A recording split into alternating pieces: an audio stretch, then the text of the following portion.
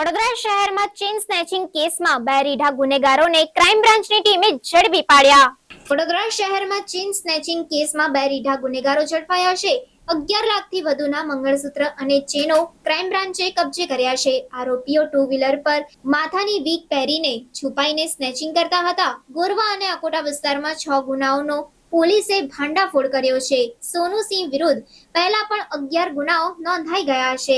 તમે જાણો છો એમ હમણાં 2 દિવસ પહેલા જ એટલે કે 9-10 ની નાઇટમાં 2 ચેન સ્નેચિંગ થયેલા અને એ પહેલા પણ આ જ મહિનામાં ગણીએ તો બીજા પણ 3-4 ચેન સ્નેચિંગ થયેલા છે। ગોરવા પોલીસ સ્ટેશનની હદમાં અને અકોટા પોલીસ સ્ટેશનની હદમાં થયેલા, ખાસ કરીને મહિલાઓને ટાર્ગેટ બનાવવામાં આવેલા હતા। આ ચેન સ્નેચરોની તપાસમાં ક્રાઇમ બ્રાન્ચની અલગ અલગ ટીમો કાર્યરત હતી। એમાં અમને આજે સફળતા મળી છે અને અમે 2 આરોપી, એક છે સોનુ સિંહ બલવીર સિંહ અને બીજા છે જસપાલ સિંહ પાપા સિંહ, આ બંને ચીખલીગઢ છે। આ બંને આરોપીની અમે આ ગુનાના કામે ધરપકડ કરી છે અને એની તપાસ દરમિયાન ટોટલ 6 ગુના ચેન સ્નેચિંગનો ભેદ ઉકેલાયો છે, જેમાં 4 ગુના છે એ ગોરવા પોલીસ સ્ટેશનના છે અને 2 ગુના અકોટા પોલીસ સ્ટેશનના છે। એ સિવાય જે આ સોનુ સિંહ છે એની મકરપુરા પોલીસ સ્ટેશનમાં અગાઉ એક 307ના ગુનાના કામે એ પોતાની ધરપકડ ટાળતો હતો અને વોન્ટેડ હતો, તો એ ગુનાના પણ અમે એને એરેસ્ટ કરવા જઈ રહ્યા છીએ।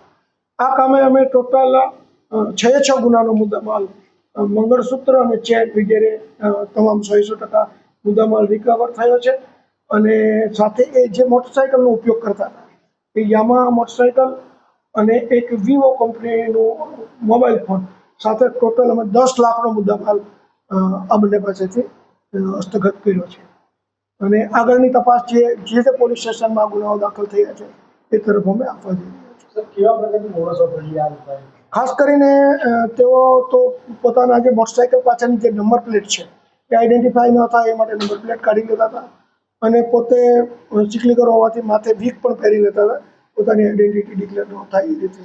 અને આ રીતે ખાસ કરીને મહિલાઓ સાંજના સમયે કે વહેલી સવારે જે રીતે એ વોકિંગમાં નીકળ્યા હોય તો એના ગળામાંથી મંગળસૂત્ર અને ચેન ટાર્ગેટ બનાવીને લઈ લેવાના અને મોટરસાઇકલ ઉપર ભાગી જવાની એની એમો છે।